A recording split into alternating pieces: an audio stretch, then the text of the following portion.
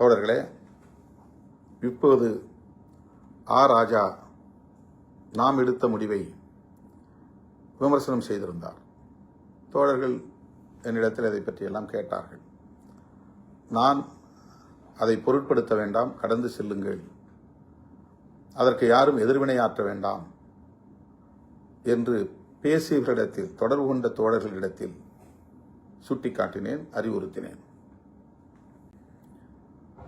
அவர் காங்கிரஸை பற்றி அப்படி விமர்சித்தாரா என்று எனக்கு தெரியவில்லை.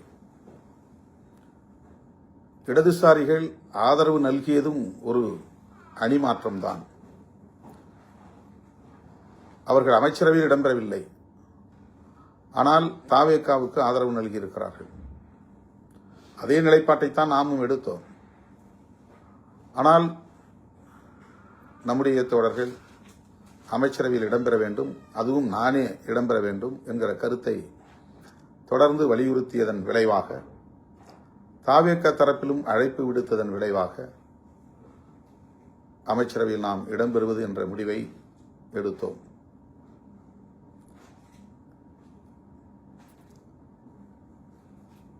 திராவிட முன்னேற்றக் கழக தலைவர் அண்ணன் ஸ்டாலின் அவர்களிடத்திலே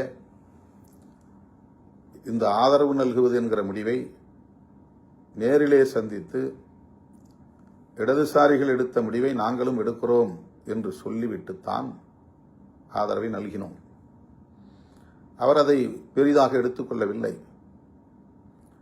அதனால் ஒன்றுமில்லை, நீங்கள் ஆதரவு நல்கலாம் என்று இசைவு தந்தார். அமைச்சரவையில் இடம்பெறப் போவதை அவருக்கு தெரிவிக்க முடியவில்லை. ஆனால் முன்னணி அமைச்சர்கள் ஒரு சிலரை நான் தொடர்பு கொண்டு இப்படி ஒரு நிலைப்பாட்டை நாங்கள் எடுக்கிறோம் என்று சொல்லிவிட்டு, அதன் பிறகுதான் செய்தியாளர்களை சந்தித்து விசிக அமைச்சரவையில் இடம்பெறுகிறது என்ற அறிவிப்பை செய்தேன். திராவிட முன்னேற்றக் கழகத்தின் தலைமையிலான மதசார்பற்ற முற்போக்கு கூட்டணியில் விடுதலை சிறுத்தைகள் கட்சி 10 ஆண்டுகளுக்கு மேலாக தொடர்ந்து பயணித்து வருகிறது. எந்த அளவுக்கு அந்த தோழமைக்கு நாங்கள் முக்கியத்துவம் கொடுத்திருக்கிறோம்,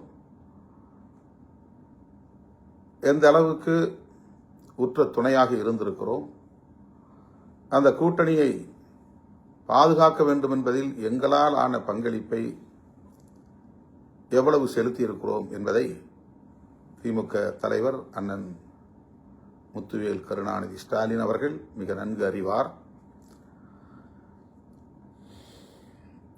அன்பு இளவல் மேனாள் துணை முதல்வர் உதயநிதி அவர்களும் நன்கு அறிவார். சுற்றி இருப்பவர்கள் ஒரு சிலர் நன்கு அறிவார்கள். ஆனால் அதையும் தாண்டி நாம் எடுத்த இந்த முடிவை திமுக தரப்பில் திரு ராஜா உட்பட பலர் விமர்சிக்கிறார்கள் என்கிற போது சற்று வலி அளிக்கிறது, வலியாகத்தான் இருக்கிறது. என்றாலும் கூட அவர்கள் ஆதங்கப்படுவதில் நாம் ஒரு நியாயம் இருக்கிறது என்பதை உணர்ந்து கொள்ள வேண்டும். அதாவது திமுகவை கடுமையாக விமர்சித்துக் கொண்டிருக்கிற தாவேகாவோடு நாம் கைகோர்ப்பதை, அல்லது அவர்களோடு களத்தில் நிற்பதை, அல்லது அவர்களுக்கு ஆதரவு அளிப்பதை அவ்வளவு எளிதாக எப்படி திமுக தொண்டர்களால் கடந்து செல்ல முடியும்?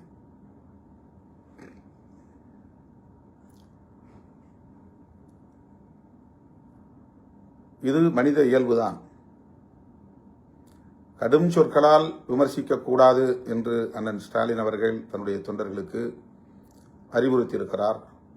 அந்த பதிவை உடனே எடுக்கும்படி ஆணையிட்டிருக்கிறார். இதுவும் நாம் அறிந்த ஒன்று. இந்த நிலையில் ராஜா அவர்களை எதிர்த்து விமர்சிப்பதோ, திமுகவுக்கு எதிராக விமர்சனங்கள் செய்வதோ, அல்லது போராட்டங்களை நடத்துவதோ தேவையற்றது. இயக்கத் தோழர்கள் இதை கடந்து ஆக்கப்பூர்வமான செயல்களில் ஈடுபட வேண்டும். நம்மை பிடிக்காதவர்கள் எப்போதும் விமர்சித்துக் கொண்டுதான் இருப்பார்கள். நம்முடைய வளர்ச்சியை விரும்பாத காழ்ப்புணர்ச்சி கொண்டவர்கள் எப்போதும் நமக்கு எதிரான அவதூறுகளை பரப்பிக் கொண்டுதான் இருப்பார்கள். நாம் எந்த முடிவு எடுத்தாலும் விமர்சிப்பார்கள். திமுக அணியிலேயே தொடர்வது என்றாலும் மீண்டும் திமுக கொத்தடிமை என்பார்கள். திமுகவிடம் ஏதோ இவர்கள் பெரிய அளவிலே கை நீட்டி வாங்கிவிட்டார்கள், அதனால்தான் வெளியே வர முடியவில்லை என்று விமர்சிப்பார்கள். இப்படி திமுக ஆதரவு நிலைப்பாட்டிலிருந்து மாறி வேறு நிலைப்பாட்டை எடுத்தாலும் அதேபோல விமர்சனங்களை அள்ளி இறைப்பார்கள்.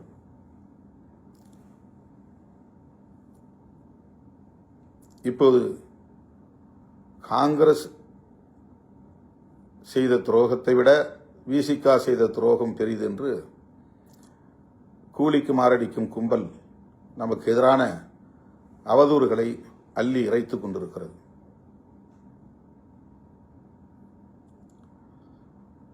தேர்தலுக்கு முன்பே ஆதவர்ஜினாவோடு திட்டமிட்டு நாம் சதி செய்தோம் என்றெல்லாம் சொல்லுகிறார்கள்.